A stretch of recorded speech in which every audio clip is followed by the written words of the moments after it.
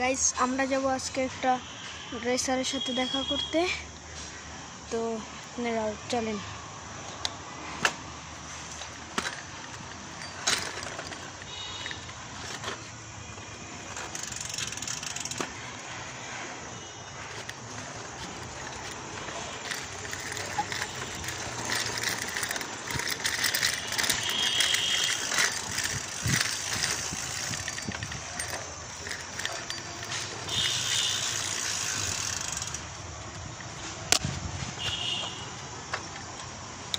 আসসালামু আলাইকুম ভাই, কি অবস্থা?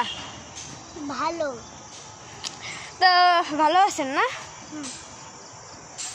আচ্ছা আচ্ছা,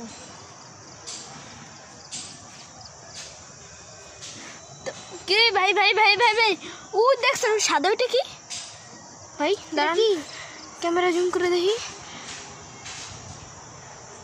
ওই যে সাদা কাপড় পরা, ওইটা কি গাইস?